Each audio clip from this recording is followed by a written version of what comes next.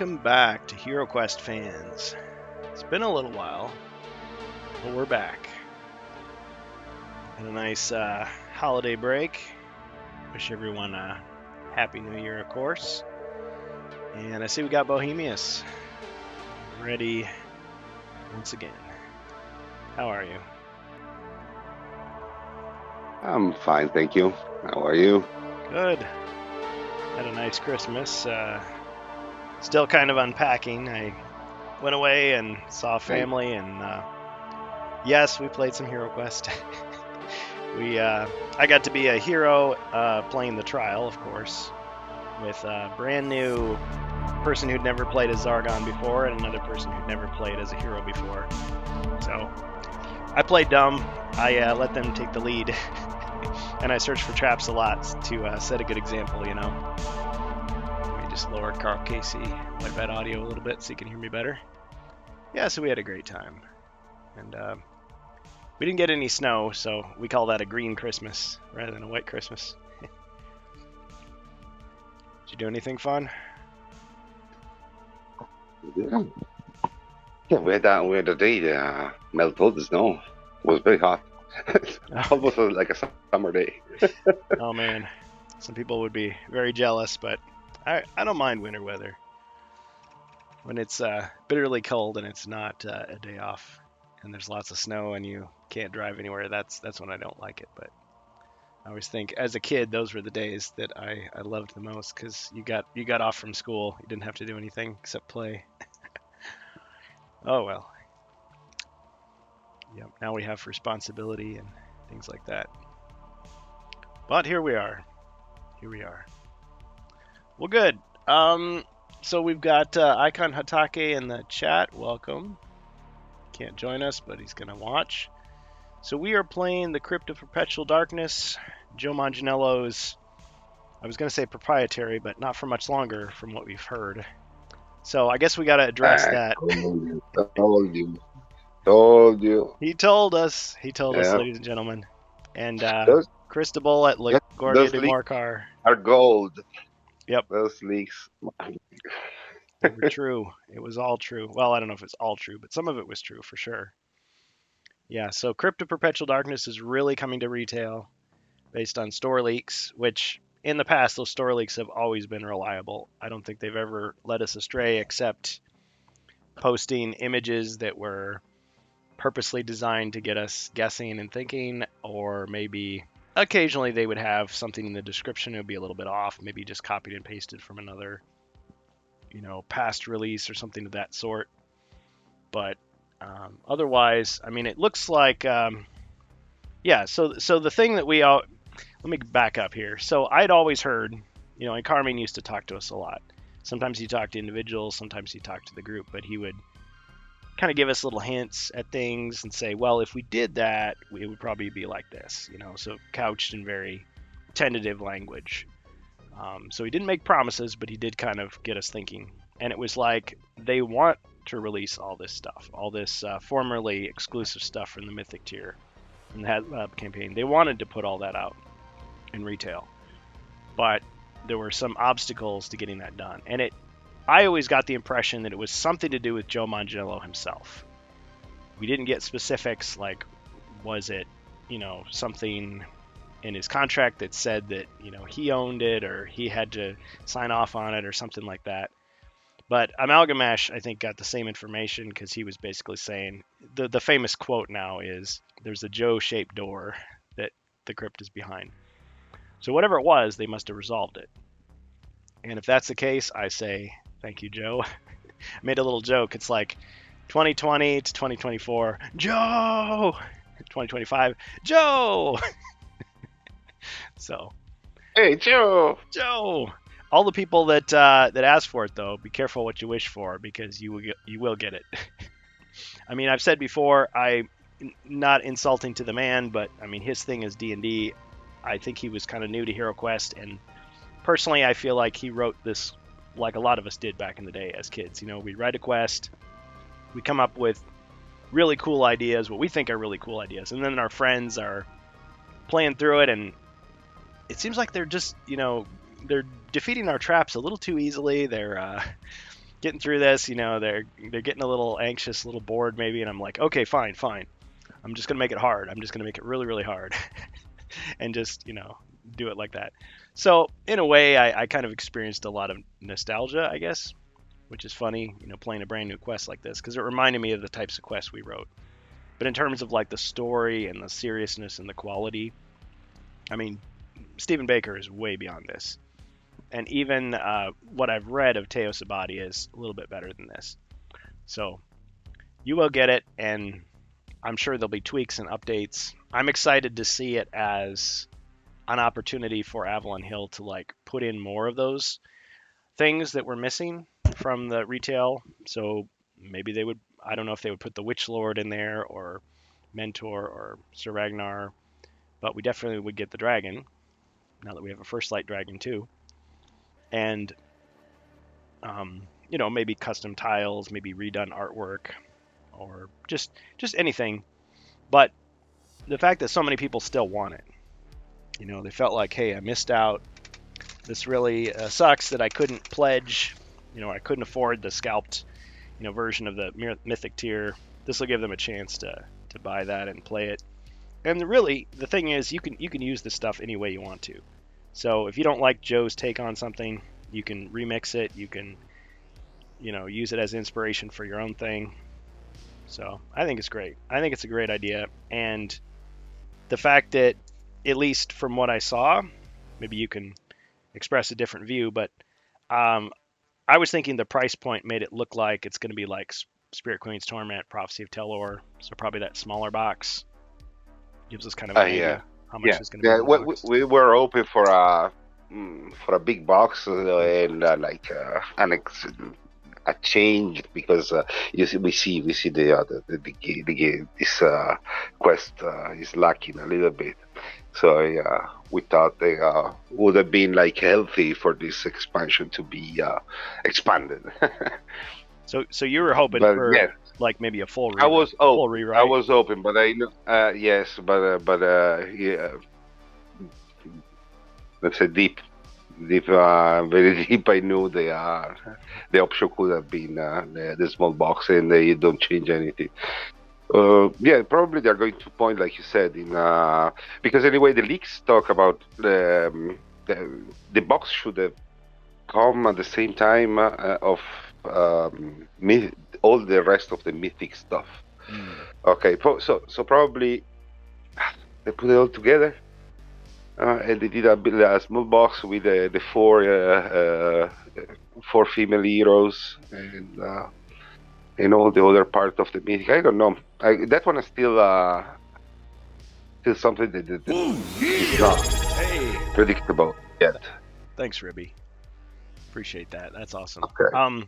Yeah, I hear what you're saying, and I feel like there's no lore reason why they can't include that stuff. It's just a question of what were the things holding them back from releasing it before. If it was a case of Joe had to sign off on it, like he had to agree to something, or maybe it was a time limited thing, like from this date to this date it's yours, and then you can publish it. And they already had success with changing the colors. Maybe they do that again. They change the text slightly, and it's all good to go. I don't want to get into like celebrity gossip stuff, but if you want to look up Joe's personal life online, you can, and you can see he was going through some stuff. So maybe that would have delayed him from talking to Avalon Hill about this. Maybe it was just that sort of thing, maybe. But that's pure speculation. I have no proof of that. But I'm just glad it happened. So if he's listening, on the off chance he's listening, thank you that it's happening. And I suppose there would be one desire maybe to release it as is, just because that's what people who missed out want. But as you and I've seen, it could use some corrections, some updates, some fix, at least some basic revisions. Yes, but they for the correction they don't need him. Okay, they would have need him if they had to expand it. If they had to create a big box with all the so they need him to change actually stuff, major stuff in the. That's my belief. That makes sense. Yeah, it's like, hey Joe, now that you're letting Joe is 100% listening, says Ruby. Thanks. Yeah, it's well, I can see his face right there. He's like, looking at us. Oh, that's just a GIF. Okay, sorry. Yeah. Well, we thank him for his support. Yeah, if they were to bring him in and say, okay, Joe, in the spirit of what you were doing before, you want to give us a little more, you want to update this a little bit, that would definitely be a nice touch. Sorry, it's really dry in here. So cheers, dead gamer. I got my water bottle here. Yeah, it'd be definitely a nice touch to get him back in there and tweak it a little bit. So it seems like they maintain contact with the people that worked with in the past, and I'm sure he'd love to do it. I mean, he did help get the HeroQuest stuff going, and it was because of him. I'll say this again: it was because of him that we actually got the Crypt of Perpetual Darkness at all, and that final stretch goal, which was right before it, which was the alternate gargoyle. Like, we wouldn't have gotten those if he hadn't petitioned them to do it. He even says so in his video, so if nobody believes me. So, yeah, it's a good deal. But yeah, as far as like making it into something new, I'd be in favor of that. That'd be cool. If you wrote a few more quests or jazzed up the ones that we've got, tweaked the balance a little bit. Because really, it's a sheet of tiles, yes. Hit the dragon miniature, yes. There's a few assets borrowed from Keller's Keep, Return of the Witch Lord, but otherwise it's kind of a bare bones campaign compared to what you might think just by hearing about it. And I personally suspect that the dragon's going to be in silver gray, like the First Light dragon. That's my prediction. What do you think, Bohemius? Well, there is I don't know, probably all purple or green transparent. That'd be cool. Okay, too. not transparent plastic like they did with Professor Taylor. The previous theme, yeah. Just to keep the trend. Also, I don't know if they're going to put dice or they're going to put extra miniature. Well, everything. We have only just the title for now. Yeah. No, well, I mean, I wouldn't mind seeing at like all. smoky gray dice or transparent. I mean, they already use transparent green, but I mean, it wouldn't have to be the same shade of green. It could be anything they can imagine. But yeah, something anyway thematic with the dragon. So green, I would like a green, dark green. Dragon breathes green dragon that breathes red fire, so like fiery dice, maybe. Well, but it's called venom. It's evocative of poison. Venom. Yellow or green, yeah. Or white. Or black. I mean, it's fantasy venom, so I guess it could be anything. Yeah, or black. That's why. Dark green. Yeah. Could be interesting. Yeah. Well, in any case, yeah. So that's coming sometime this year. Then the second one was Wizards of Morcar, and that to me said the price point was bigger. So it's like, okay, I'm imagining a bigger box like Frozen Horror, which goes along with what Carmine was saying. Well, if we did it, it would probably be a bigger box, and it would probably be 10 quests expanded from the 5 original quests, and it would be tweaked because if the original felt broken, not play tested enough. I thought the fact that they used the title Wizards of Morcar was cool. I personally think, even though ever since the early 2000s people have been saying Wizards of Zargon, just because who the heck is Morcar if you're a US player? You don't know who that is. Because Morcar was the name of the evil GM in the original, and it was only changed to Zargon in North America. I'm not sure what it was in Brazil, because Brazil used the same rules, but I don't know if it was Morcar or Zargon or something else. Because I don't know that. Probably they don't even release it in Brazil. I thought they did. I thought it was in the Portuguese one with the standees, the cardboard standees. You know what I'm talking about? Yes, but I don't know. They had also expansion, not just the. Oh, no, no, I, no, no. I didn't. Sorry, no, no. I see where I confused you there. No, no. Wizards of Morcar was not released. In Brazil, I Mhm. think only got the original game system. They might have gotten Keller's Keep, but I think that was it. But I'm just thinking the who is the name of the bad guy you were fighting? There was Mentor and Ah, blank. Was it Morcar? well, that I don't know. Yeah, I can go and check. yeah, yeah. I don't know. I was just curious because I was thinking you've got Grim Dead in the Japanese version. But anyway, if it was Morcar, that would be a precedent, I guess, for the rule set. But I don't know where I was going with that. It's not a big deal. But the whole question of who is Morcar, I mean, again, Chris Nato and Carmine, he was talking that up in the interview, trying to get us to think, well, is Morcar another name for Zargon, or is it a different character entirely? But then I was thinking, or is that the swerve? Like you would meet somebody that you're fighting, and then it turns out he's, oh, it was Zargon all along, or is Zargon's lackey. But this rumor that LaGuardia de Morcar, Morcar again, Cristobal's channel on YouTube, check him out. The rumor he was putting forth was that you would be actually facing Zargon like on the battlefield, like he would have a miniature and you'd fight him like a character. Like really? I mean, having a miniature would be cool, but then what are the implications of that? Are you going to kill the guy that you've been fighting all along and the game is over? Like, or does he come back from the dead? Does he escape? Yeah, yeah. He said that, but he read between the line Right, because anyway, the speculation. title of the title that he read was Wizard Marker. Yeah, Then mentioned Zargon, so it's weird. Like hmm, it's possible they he just was too excited. yeah. It Well, said Marker. It said Zargon instead of Marker. yeah, I could see so many ways. And see, I'm going to have an interview pretty soon with Covert Nerd and Covert Nerd Podcast. I'm not sure when he's going to air it, but we'll be recording it this weekend. He and I are going to talk about all that stuff. And the whole, the theorizing about it, it's like, okay, well, there's so many ways they can handle it, and I'll just be brief here. One way would be to just call it Wizards of Morcar, and that's just the title, and when you open the book, it just talks about Zargon, and it never mentions what it means. So in that case, they would be keeping the title just for nostalgia purposes. So European players could be like, "Yeah, that's what I remember. I know exactly what I'm Just getting." just because I don't know if they want to change the name because it's a reprint.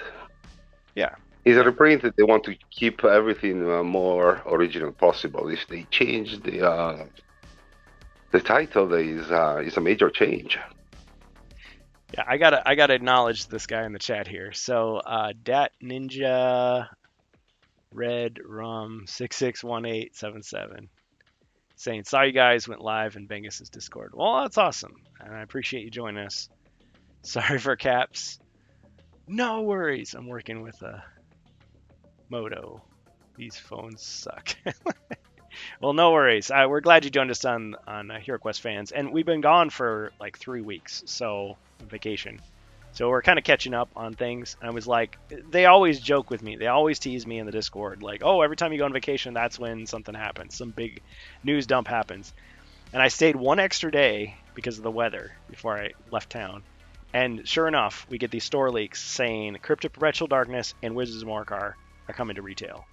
Not officially announced by Avalon Hill, not officially shown by Hasbro, just those titles and basic price points. And I'm not even sure if they gave us dates. We just sort of assumed this year, right? Did you hear anything different, Bohemius, about No, like no, but my belief was they are delayed. So delayed? they are delayed. Yes, they are the expansion that we were expecting in Essen and Luca as Oh yeah, that's right. Yeah, mhm. and I think I Well, too. I was kind of perfectly. surprised. Yeah, I was kind of surprised at the end of Gen Con they didn't say, by the way, Wizards of Mhm. Morcar coming up. You know. No, no, the campaign for First Light is too strong. They are keeping up. They are promoting a lot. Yep. So yeah, they don't want other stuff in the middle. They can Yeah. bother the campaign. Well, that's the next big thing I wanted to mention real quick here is that we've known about HeroQuest First Light for a long time. We've played it. You can play it right now. The companion app's been updated to version 4.3, and so they brought back. I didn't see they changed anything really, except they just brought back the stuff that they removed. So first they posted all 10 quests of First Light, and then they must have freaked out and realized that it wasn't ready yet, so they removed everything, and you could only play quest 1. Yes, So, exactly. so for 4.0 and 4.1 to 4.2, it was just quest 1. And then 4.3, they brought, you can play all 10 quests. I was just messing around with it earlier on BlueStacks, which is an emulator, of course, and I couldn't tell anything different. So if they did make some changes, they must have been so small, or other people will figure them out. But yeah, so nothing else new added. But it lets you play it, it lets you experience it. There's some details in the quest book that aren't in there, that aren't explained. I mean, because you don't need to know, because you're not playing as Zargon. It takes over the role for you. But yeah, First Light, we have had some unboxings. So Always Bored, Never Boring did one, like an influencer boxing where they sent him an early copy. Gorilla Miniatures did one. And of course, there have been some others, but the most recent one still showed the old colors of the dice that we saw at Gen Con, which I swore Doug Hopkins said those dice aren't final. And because of that, and because of the way the box depicts the dice, I picture it as they look the same as the game system dice. Not a big deal, but if people were thinking, oh man, these are going to be different. I mean, shout out to Always Bored, Never Boring on YouTube. He gets some custom dice that nobody else gets. And, that's awesome for him. And the other influencers, even the people that got like the old cover, like the Clark Mitchell cover, the inferior cover. Yes, exactly. But the cover of Never Bore, Always Bored, Never Boring. Always Bored, Never Bored. It's hard to say. Stuck there. Is the final cover, if I'm not mistaken. Yeah, so yeah. it's possible that one is the final product. Well, but here's what I'm trying to say, is that he has the correct cover, which is an improvement. And just like we talked with Patrick, Yeah. I think they were right to update it. They listened to the fans. That's great that they did that. It may have delayed the project, but I think it was the right move, and I'm okay with that being delayed. I mean, it's January 3rd. My local Target doesn't have it. I mean, it's still saying July. No, not July. January 12th. At or after January 12th is when the pre-orders come in. As far as the in-store date, who's to say? Maybe there's somebody out there that's got it that will be posting about it, but I haven't seen anything yet. But what I'm trying to say is this. So in Always Bored, Never Boring's video, his video was very similar to the other guy's video, the Gorilla Miniatures one, except that the cover was updated. Everything else in the box, to me, looked the same. The cards looked the same, tiles, miniatures, everything was identical, including the dice. So you had the bone-colored or ivory-colored combat dice. You had the white movement dice with red pips. The way those dice, that is exactly how they looked at Gen Con in August when we played. Those were the dice that we used, but Doug said something to the effect of those dice aren't final. Now, that doesn't necessarily mean he was talking about all the dice. He could have been just talking about the combat dice or just the movement dice. But we were commenting, oh, these dice look different. Those dice aren't final. Okay. But if you watch Always Bored, Never Boring's video, he shows the back of the box, like I think at the beginning of the video. And if you freeze frame, it's not easy to tell like white versus ivory, in a photo like that. But the movement dice are bright red with white pips. And I know, as being a child of the 80s and the 90s, when you buy toys, they would say, or games, on the back, they would say colors may vary. Colors may be different than what's depicted. So it's like, okay, they could just say that, and you open it up, and they're white with red pips. But to me, it's like they were changing the cover anyway, right? Why would they update that and then forget to update the dice?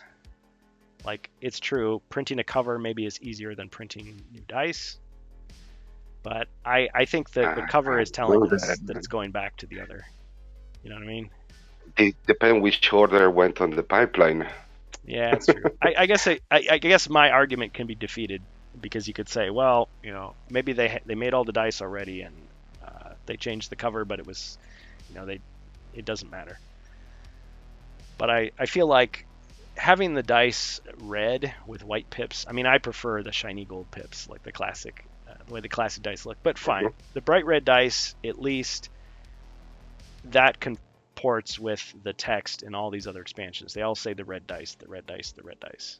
And so if people buy First Light, unless they're going to reprint all the expansions, which it would be silly with just changing that one line, people are going to be like, what red dice? What are you talking about?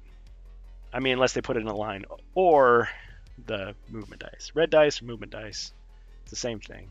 Well, who knows? They changed completely the wording in this expansion. So yeah, they've changed. I don't know if they're even just mentioned about everything. Yeah, red dice anymore. Well, I feel like First Light they are trying to go out of their way to explain every little thing, because there's so many things about HeroQuest that we joke about as grown-ups, like, oh, that was really vague or really ambiguous.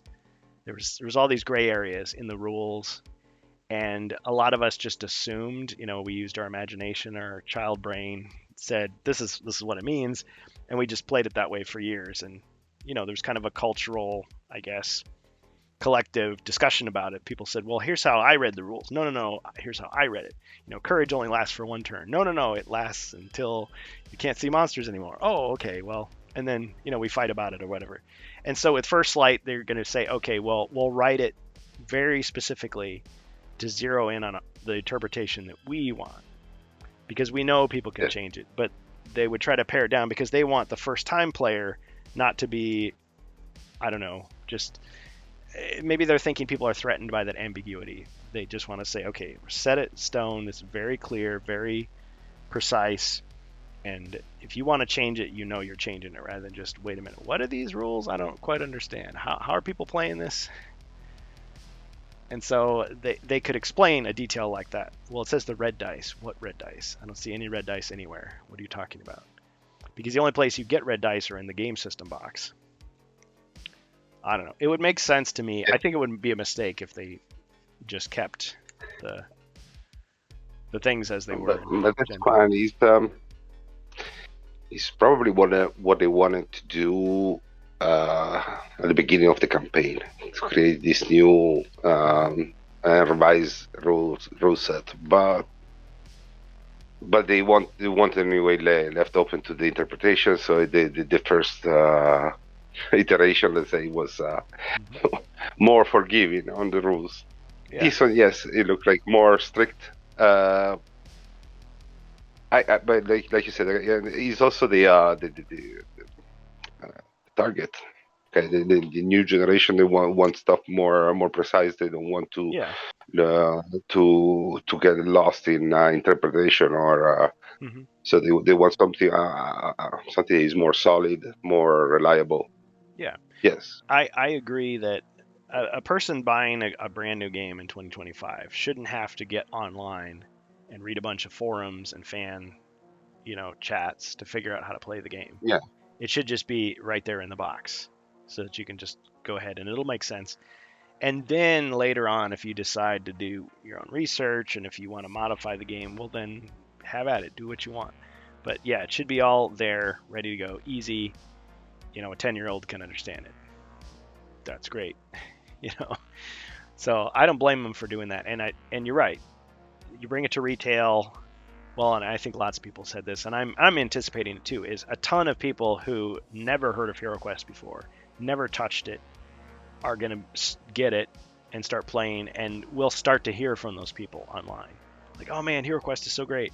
Yeah. And so we have to kind of... Is the real new generation of HeroQuest coming? They might...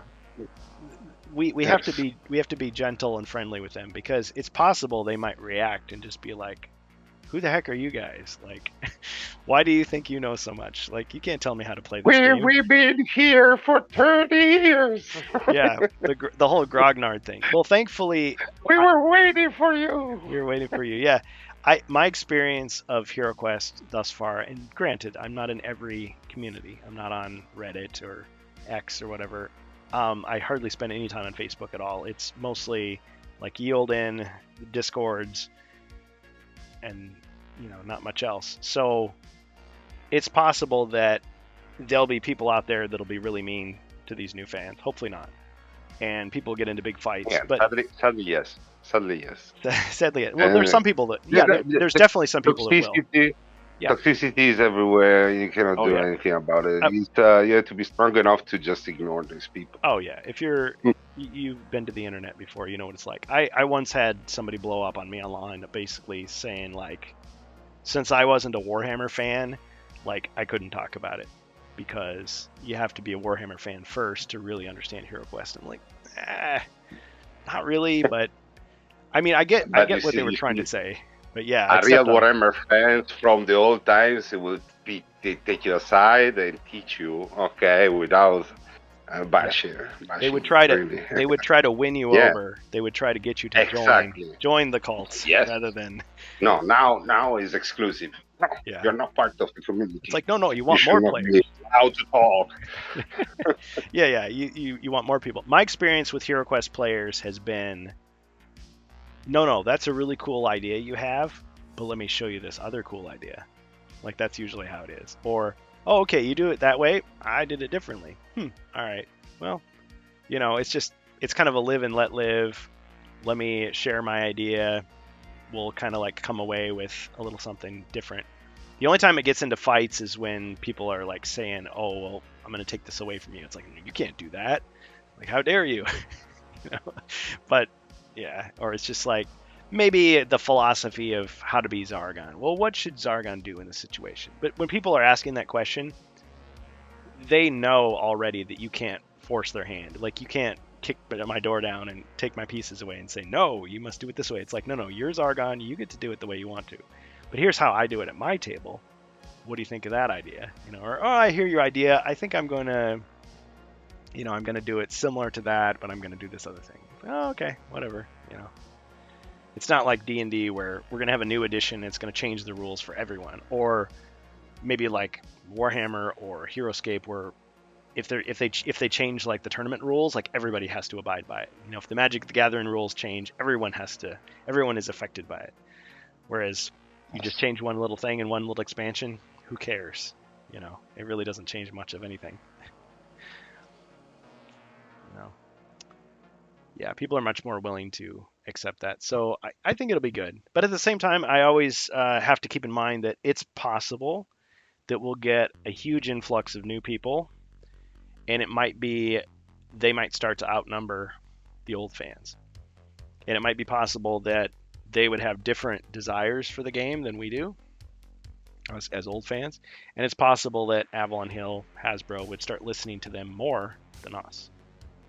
So if you want to see it as self-preservation, I would say that's why you need to make friends with these new people. Be nice to them, be welcoming to them, so that they will listen to us.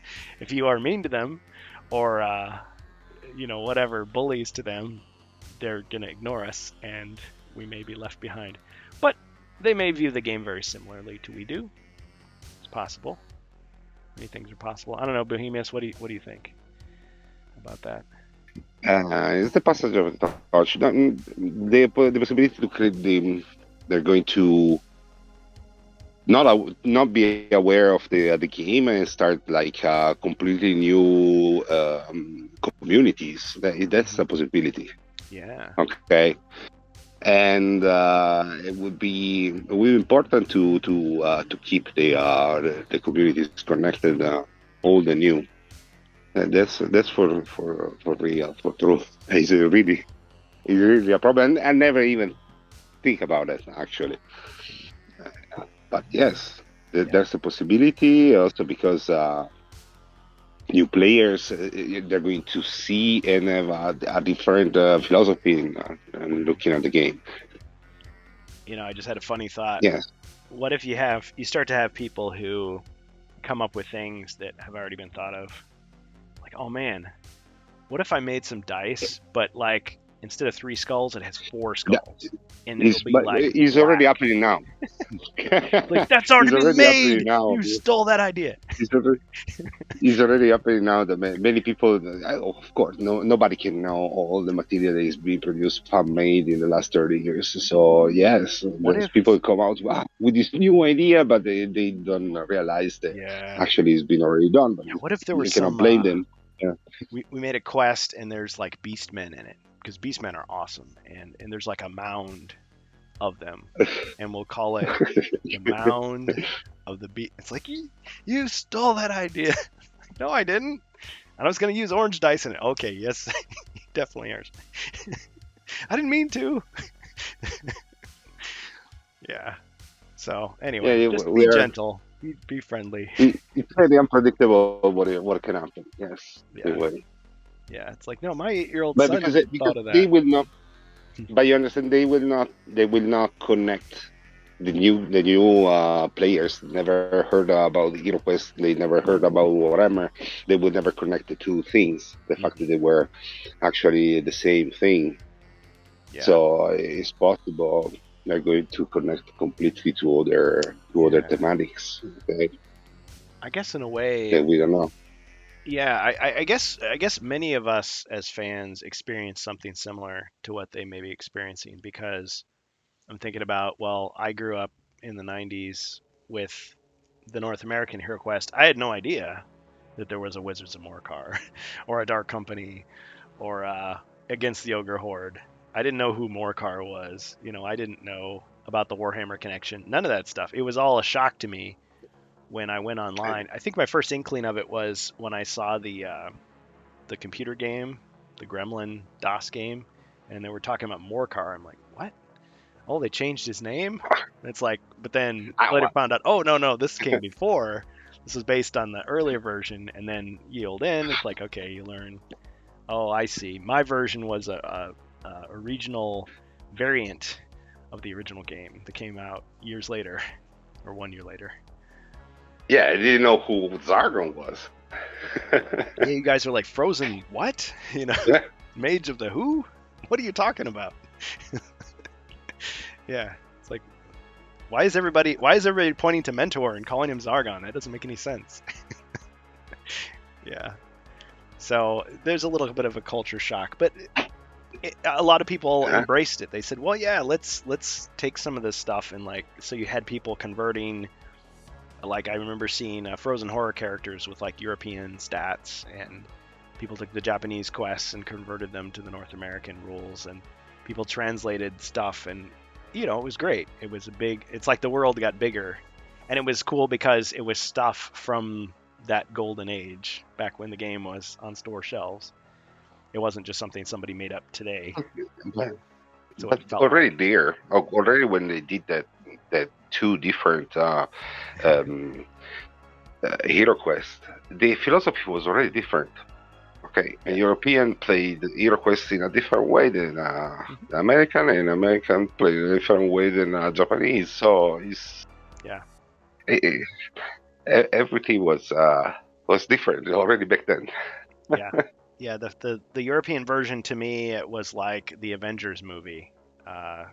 It's like you've got these heroes like kind of grudgingly like we're working together really like we got to figure this out, and finally it's like they come No, they were together. they were not like working together. Yeah, Okay, you they're can block people. You can, rivals. yeah, you Dagger Queen in the chased you back. chased the goal that was to do the mission and get out with more Hmm. treasure than anybody else. Yeah, That was your goal in Europe. yeah, but Mhm. yeah, and then in the North American version it's like nope, you're a team. That's it. That's Yes, all there is to it. You can't become an outlaw. What are you talking about? Nope. And in the Japanese and version, well, it's like you got to level up your characters. You got, good. yes, it's more D&D like. Hmm. Yeah, yeah, like So a yes, you have to, role-playing video you know, game in plastic form. exactly. Yes, Yeah, Golden Axe. yeah. There we go. Golden Axe was more of an action game, but I get what you're saying. I get what you're saying. Well, and the great thing about HeroQuest now is that once you get in that spirit of modification and you learn about these other ideas, that can inspire you to modify your own game to play it how you want to. not necessarily how it was written. And so I think you start people out, they're probably just going to play it how it is. I mean, very young children will just open up the box and play with the toys. They won't even, because they can't read. But then after a while, you're like, no, no, no, follow the rules strictly. But then you start to get to that point where it's like, but we could change it. We could do different things. You could invent house rules. And then you've got the blank map, which, yes, you could strictly use that for remixes, replays, but then you can start to use it for other things, like an adventure design kit. Yeah, already. You see, the new generation is they are going to buy First Light. They want to use the second part of the map as The caverns. mhm, Yep.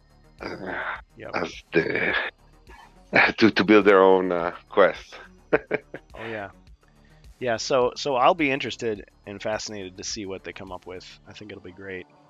So I think it'll be much more positive than negative, but we should also just be ready for the fact that you may have people going through that same shock that we did. Yeah, like the Stream Scribe says, I remember those days. Every US HeroQuest addict when the internet came out. Who the F is Morcar? Yeah, yeah, for sure. Well, anyway, so there we are. So I'm excited about that. And then the question is always, well, what's next after Wizards of Morcar or Crypt of Perpetual Darkness?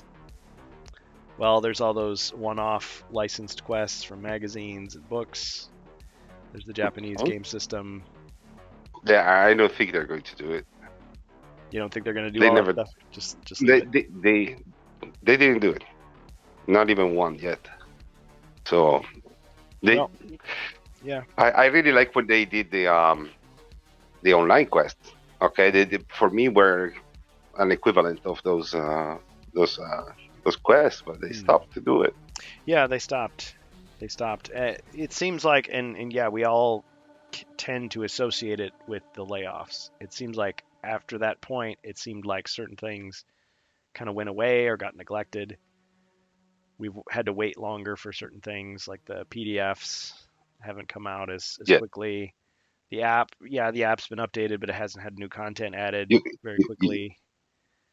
you can really feel they're missing people working on I mean, they've on made the a big game. they made a big showing It's at the the conventions, yes, yeah. but it feels like it could have been more, and it's not. So that may not be anything they can do anything about unless such time, if any, Hasbro decides to, beef up their funding or their whatever, their assets But allocation anyway, permission. after Wizard of Morcar is coming out officially, they finished let's say the old vintage reprint of everything. Yeah. But, Yeah, because the only other thing that was left would be the Dark Company, which was a poster that was included in yes, the second edition that was called Advanced Quest. but like you said, it could be just included in Wizard of Morcar. Who knows? Yeah. Or it could be a digital quest, or as I believe C. Kashem was the one that pointed this out. Lots of people said it, but you can play the Dark Company right now using the Frozen Horror if you want to. Yes. I mean, yes, there's some things that are a little vague. There's a couple instances of like glitches, like they give you too much furniture to use sometimes, but it doesn't really affect anything. It's pretty easy for an experienced Zargon to like figure it out. It's a very hard quest, but or they can do it online as an online quest. Who knows? Yeah. Anyway. Yeah, they could. Yeah. But the adventure design kit doesn't have any miniatures in it. It's just character sheets, stickers, blank pages, and a little quest book that gives you a few pointers on how to write a quest. That's it. So yeah, but it's a little obsolete in this day and age because you can do everything online or anyway. You don't even have to. You don't even have to use HeroScribe anymore. That's the digital thing that I started using. Yes. And I still use to this day from the 2000s. You've got HQuest Builder, you've got HQuest Master. I don't know if there's other digital quest creators. There probably are. There's some like Card Creator, or you could just do it with graph paper. You can do it with Photoshop, whatever you want.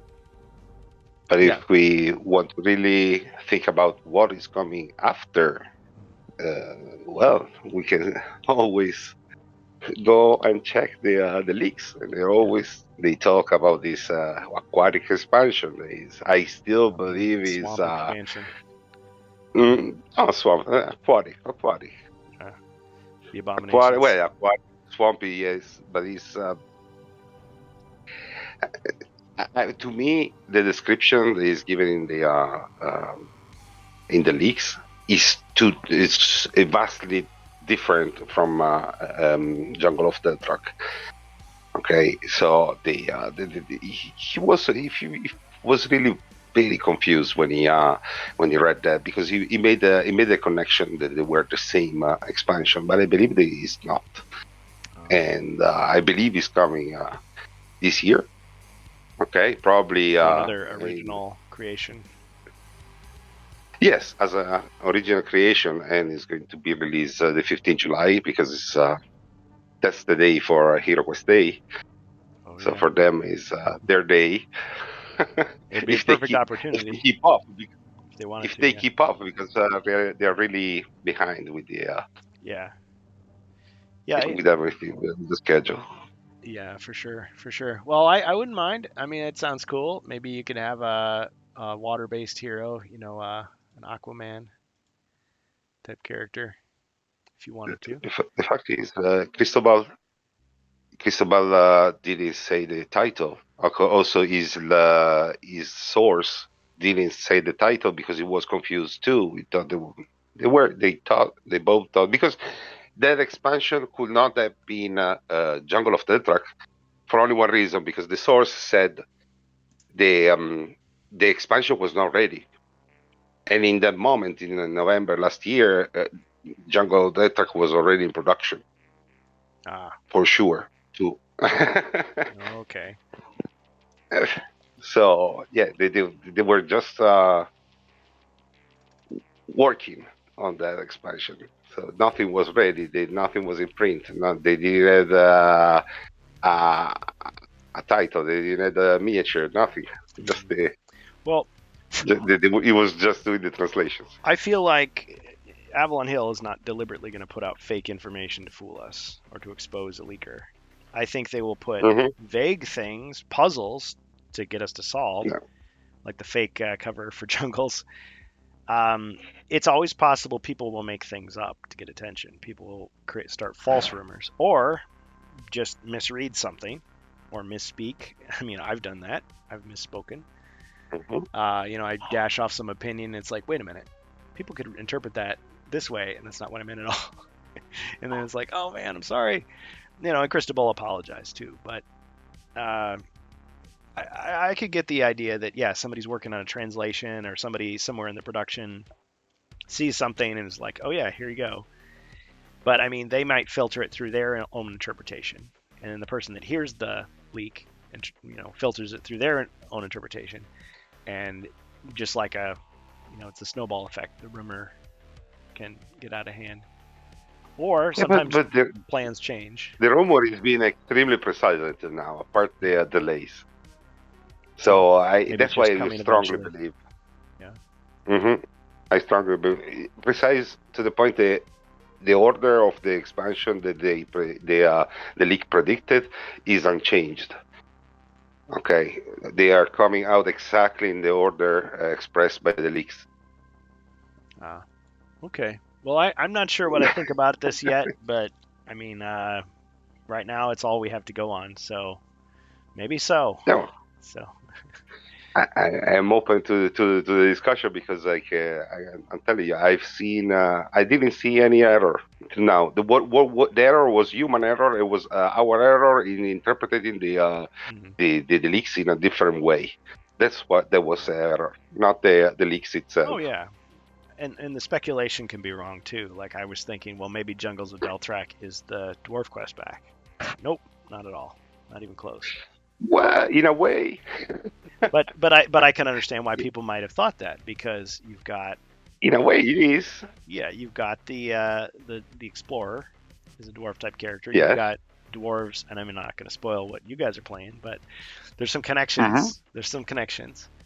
to the dwarf in the story. lore story. Yeah, so in that sense, it Yeah, helped. but I mean, also I if you connect it with the Chris Nato, what Chris Nato told you, mhm, they were not going to do a dwarf expansion pack specifically for the dwarf. yeah, Okay, so you have the dwarf, but yeah, he's open. The story is not bounded to that character, they've but remember a lot the mhm, the notes of the dwarf. A lot of stuff in common, a yeah, lot of element in common.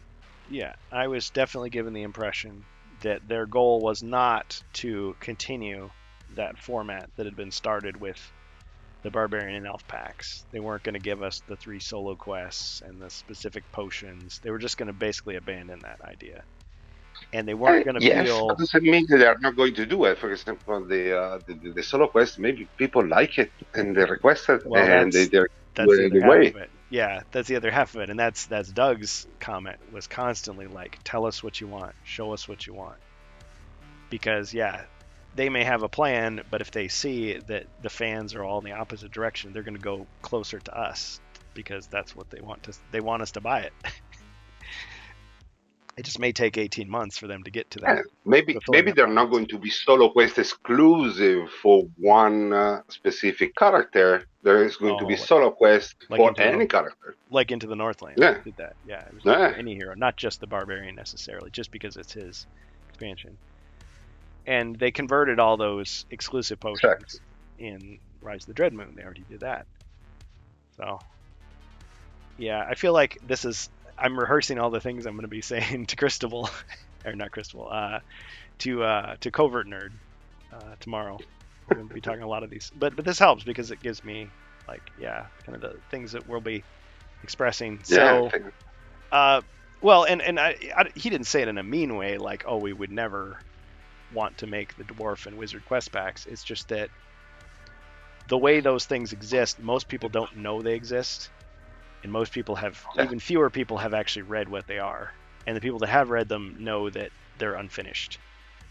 So there's no nostalgia behind them. So yes, they could dive in and like tidy them up and release them, but that might be riskier than just starting off fresh with something else and Yeah. doing like they've been doing, which is dropping in little nods to the past, like the Saber Fang and stuff like that. You know, it's just like, oh yeah, those of you in the know about that Easter egg, but really it's something brand new.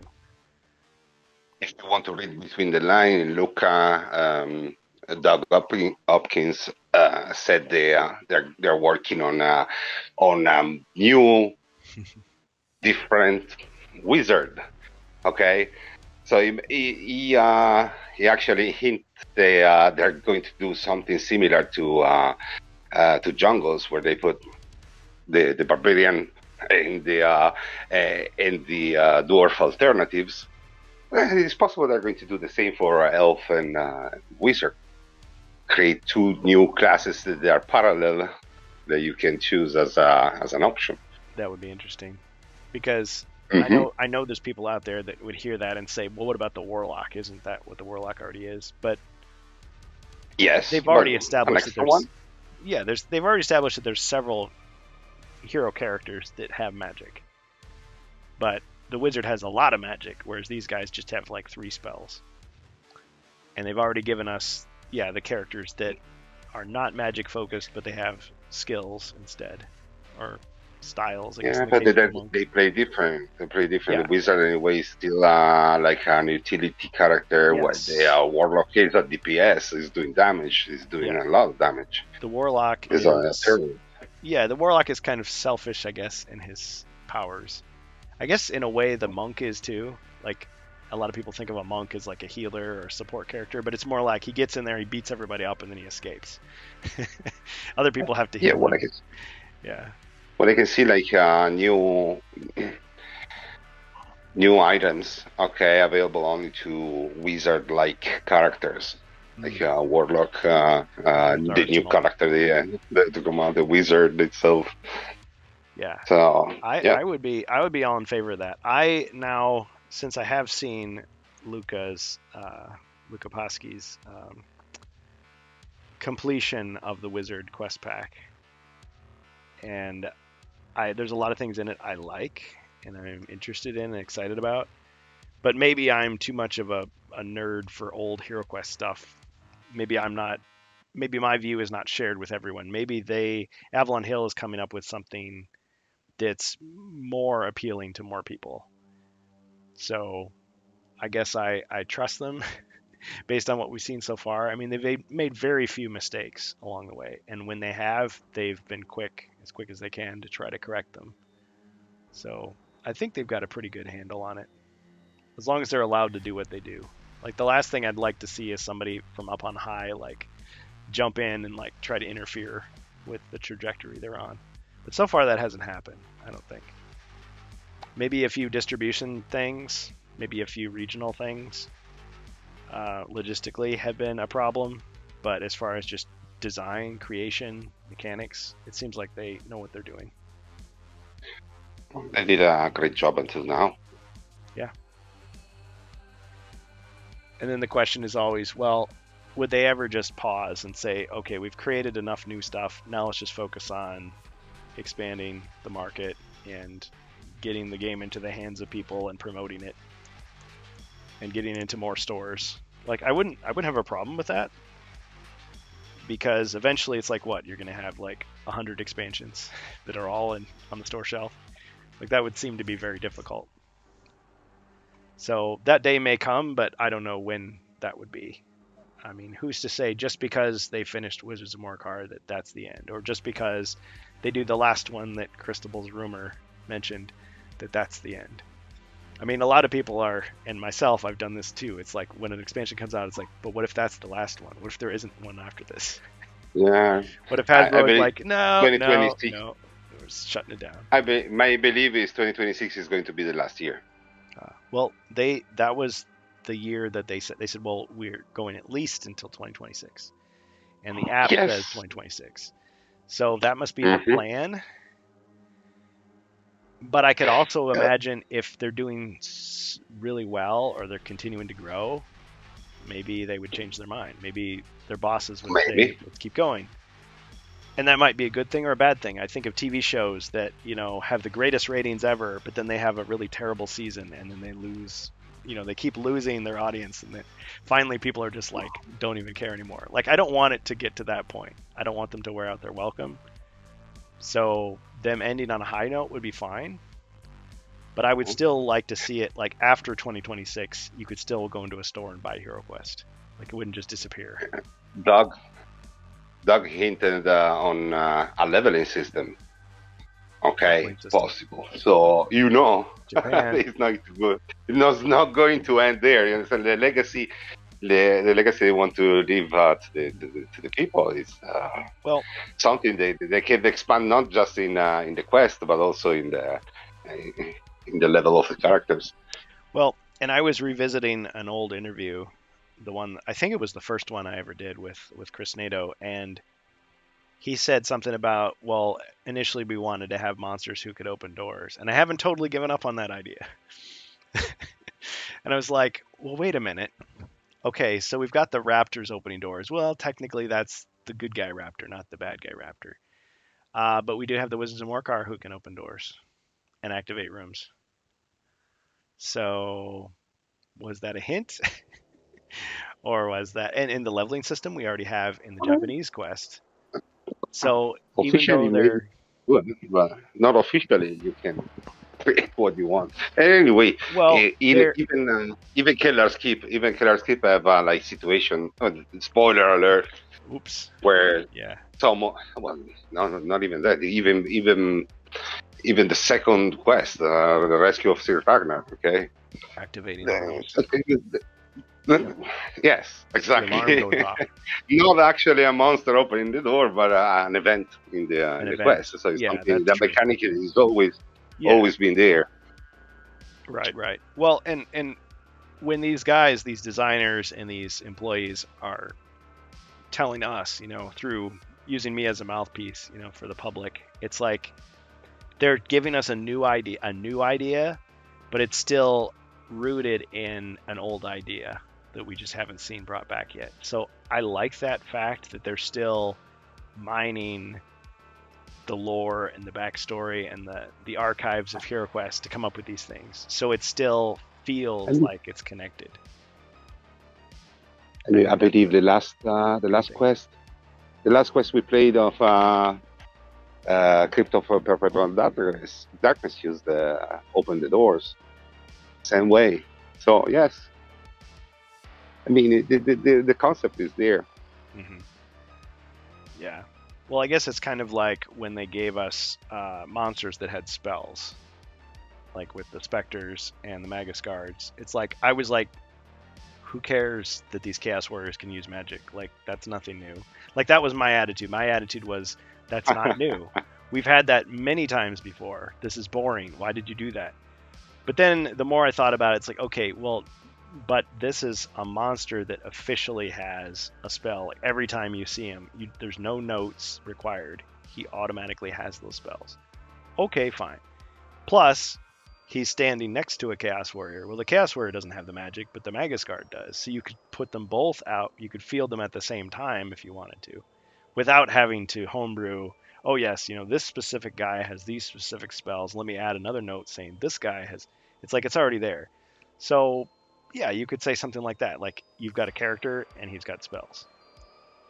I mean, I guess technically the Frozen Horror says spellcaster on his card. So, but yeah, but he's a boss. He's like a final boss. He's not a regular enemy, standard enemy. Yeah.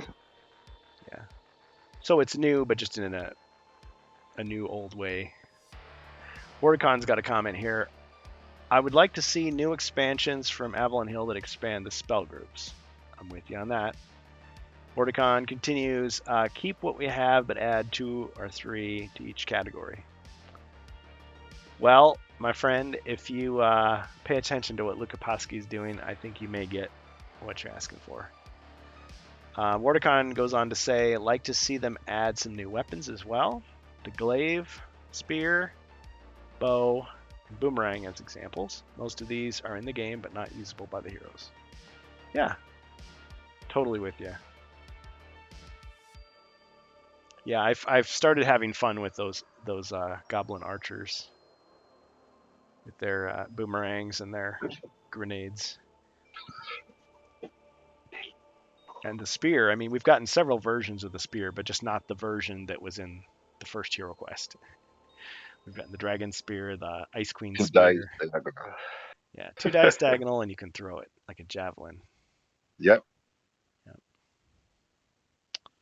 All right. Well, we've been talking away, and so far you are still our only hero, Bohemius. That was a little HeroQuest power hour. Yeah, for sure. Well, thanks for chatting with me about it. Yeah, I'll be doing this again with Covert Nerd tomorrow, and sometime soon after that, I'm sure the Covert Nerd podcast, which is on. Yeah. It's hard for me to find it these days. I think it's on Spotify now, because there's a lot of actual podcast, like audio places. I think there's covertnerd.net, but then he's also on YouTube. He's also on Twitch. But I'm sure when he comes out with the episode, we'll be able to link it and promote it. Oh, that's okay. Sorry, what were you gonna say? Anyway, just remember if you want to talk with him, Covert tomorrow, talk about also the fact that Doug Hopkins want to have his own legacies to create like what's called a monster encyclopedia with a lot of monster to add to the game a monster with official stats and everything. Oh, like a bestiary or a monster manual. A bestiary, yes, yeah. Monster manual. That would be cool. That is his personal dream. That's well, and that's a cool idea, and just like the idea of the HeroQuest world map. I mean, some of that stuff, I feel like maybe they would never actually release it. It would just be something that maybe they give us, little pieces here and there, and we have to put it together ourselves. Kind of like the idea of the scrapbook. Better than nothing. I really love to do that kind of stuff. Really love. Well, like a reference book, because on the one hand, I feel like it defeats the purpose of HeroQuest. I'm not trying to argue with you, but it defeats the purpose of HeroQuest because, to me, HeroQuest is meant to be simple, easy to pick up. And if you give people a big, thick book, they're going to be like, "Wait a minute, what is this? This is complicated. I don't want this. I don't want to buy a big, expensive book. If I wanted to do that, I'd play Dungeons and Dragons." Even though there's been some controversy in the D&D world about books going away and it all being digital, which I think a lot of people are mad about, even though they complain about the books. So it's not my place to comment on that community. But for this community, I mean, you and I would buy it, right? You and I would buy it, the monster book. You and I would buy the scrapbook. But with the average map player, we would buy the map. Yes, we would. We would buy all that stuff. But is that enough to justify? But the map is just a visual representation for the people to know where they are. Okay, it's not a very difficult tool. It is not even. Yeah. I mean, people appreciate to knowing where they are. Okay, this is the GPS era. Everybody got It's a visual aid. It's an enhancement. Where am I? Yeah. Yes. But even digital. You release a digital GPS of the maps, it's fine. Oh man, yep. And it's just like, okay, Keller's Keep is here. It's here.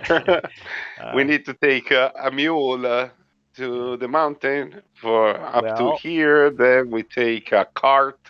I don't think I'm out of line by saying that the Dwarf Quest pack may or may not have had between quest travel implemented.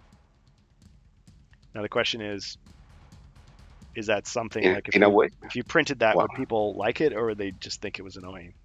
Well, look, personally, I'm telling you, I did my map of Jungle of the Truck. Nice. Very nice. Did you get that? I think I may have seen it. The 3D world. No, that one. That one was Keller's Keep, but a map of the jungle part, and I never published it. It's a little map, Listen, just a sketch. If you need a guy to hire, Bohemius might be available. for the map, yes. Yeah, fan advisor maybe. Ribby says my players prefer the simplicity. Well, see, to me, hey Hasington. Time to do some dishes. Did I miss it? No. We've just been talking about the news that we missed over the last 3 weeks when I was on vacation. Here is where I can see they can make both parties happy. There is something called Advanced HeroQuest that not a lot of people know about. And yes, I know that at the same time, a lot of people said, well, Advanced HeroQuest was kind of a half-baked idea. It was a good idea, but it wasn't executed as well as it could have been. And really, the real game is Warhammer Quest that came out several years later, because Advanced HeroQuest was 1989, believe it or not. It was in Europe, so I've learned about everything about it from other people and from websites. I've never actually seen it in person. But it was one of those games that it was like very clearly designed after the kind of person who wants to glue their miniatures together and hand paint them and buy other miniatures and add them to the game and expand it. And it has role playing and modular dungeons. It's much more advanced, just like it says. And I forget what kind of dice you used. Is it a D10? I don't know if you remember. D12. D12. Oh, okay. D12, yeah. So very different, but and it's loosely tied. I mean, it's set in the same world, so it's the Warhammer 3rd Edition world. Yes, it's on Warhammer. Yeah, but you could imagine that these are the same heroes like years later, right? Having other adventures, like from Milton Bradley HeroQuest. Good, yes and no, because for example, the human. As the story evolved, all the barbarians are like bound to chaos, so they're like marauders from the north. Okay, so they use in Advanced HeroQuest. You can see is like a human soldier. He's like an Empire officer. He's not a shirtless barbarian. Mm-hmm. I was just thinking, you can still play it as a barbarian, okay? The rule allows you to do it. Well, that was the other thing I appreciated about the booklet, because I have read sections of the booklet, where it says, yeah, here's our game and here's our rules. But if you have the Milton Bradley Hero Quest, here's stats so that you can take those miniatures and use them in our game. Use the furniture, you Yeah, can even use yes, the they made it. board. So, yeah. And Yes, and then they say, well, here's but stats for all these other they made miniatures you can buy. the box Mhm. and Advanced Hero Quest just with Skaven, okay, with just plastic Skaven because they want the people to buy the miniatures, buy Well, correct me if the I'm metal wrong. miniatures they were. Yeah, Hmm. correct me if I'm wrong. Most of the stuff in the advanced Hero Quest box were cardboard, but there was Skaven, so the rat people. The Oh, Skaven, were there henchmen the door also? were in plastic. Oh yeah, Yeah, doors. Yeah, the doors that you got actually the open. edge, everything. There Yeah. was it was not too much plastic, but enough. Okay, the board, is made in tiles. Tiles. Yep. Yep. It is you can see is an evolution The, of whatever of a Hero Quest. Whatever Quest came after, completely with a new design, completely with they put together the concept, but it really create something different. Okay, but like a spiritual successor, not a. which is something faster. Okay, they create Uh, something that can be played faster in a way, but give you I don't know how to say it. I've never played Warhammer Quest It's either. made to be tough. It's really made to be tough. Okay, to play because they you don't have you don't have much traps. You don't have absolutely secret doors. Okay, everything is centered on the action more than the actual exploration Oh, of the okay. dungeon. So Well, that's interesting because yeah, I had a friend who was started playing Hero Quest and he was like, "This is a combat game. This is a combat yes. dice game." And it's like, "Oh, Hmm. I thought I'd spend all this time exploring." It's like, "Yeah, but compared to some games where you're role playing and doing other things, it's like, whoa, you're fighting all the time." And Yes, you got Space is Crusade, most which it's is like a skirmish. video game. Yeah, You sure. always have a threat that is attacking you to keep you Yeah. entertained. Whereas with Hero Quest, it's like you design the quests how you want. If you want more exploration, you put that more of that in your quest. If you want more combat, you put more monsters in. Like you can tailor it to your needs. But what I understand about Warhammer Quest is that's the one where you have the little tiny dice that you use as like hit point counters for the characters. Am I right Hmm. about that? Yeah. Yes. Yeah. So Warhammer Quest is you can play it as an RPG or you can play it as more of a tabletop skirmish game, like more like a board game. Like there's alternate rules in the same book, similar to how HeroScape has two levels of play. Like if you just want to kill some monsters, you want to play Golden Axe, you can do that. If you want to play Yeah. Baldur's Gate, you can play that. But I think with Advanced Hero Quest in the booklet, it would show you the stats, like it would say Chaos Warrior, and it would show you a picture of the miniature itself that they wanted you to buy to use with it. So they would show you what the heroes looked like, so you would go out and buy those. So I think when you find a copy of Advanced Hero Quest nowadays, unless it's sealed, it's probably going to have more miniatures in it than it originally came with. Like it's gonna because the original owner would have bought those pieces specifically for the game, put them in the box, and then you can get them. Whereas if you had to track them all down yourself, it would be much harder. So I guess I don't know exactly which ones were in there originally, but you're saying it was just the rat people and the henchmen, nothing else?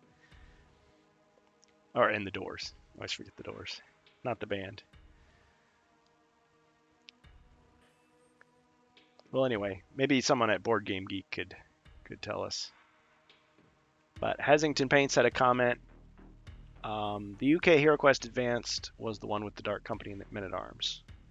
Yes, I've probably been confusing people. Excuse me. So, Advanced Hero Quest was a game from 1989, Games Workshop, loosely similar to Hero Quest, but more like a modern dungeon crawling game with modular tiles. The one that you're talking about, it was called Hero Quest Advanced Quest Edition or Hero Quest Master Edition. And it was the same box as the European version, second edition from 1990, except it was produced in 1992, and it came with 12 red men-at-arms figures, just like the mercenaries in the Frozen Horror, except they were red, and they had, I can't remember if it was 16 or 24 bolt-on weapons, but the idea was you could play the 14 quests as you always did, but then you would fold out this poster, and there were 4 different configurations. It's like you would be moving through the board. You get to the edge of the board and there's a door. You go through the door, and then Zargon, or Morcar in this case, would reset the board, and now you're traveling across another slice of the board, and you get to the edge and there's a door, and then you reset the board again and you're coming from that edge. So it looks like a 4-part quest, but it doesn't involve 4 boards. That makes sense. It's just you're traveling from one quest to the other, similar to like quest 9 and 10 if you're playing Frozen Horror, Mage of the Mirror.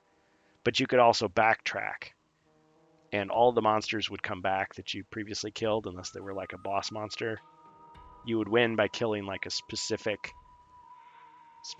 enemies. Once you've eliminated them, then you won. But the red mercenary figures were bad guys, and they were really tough.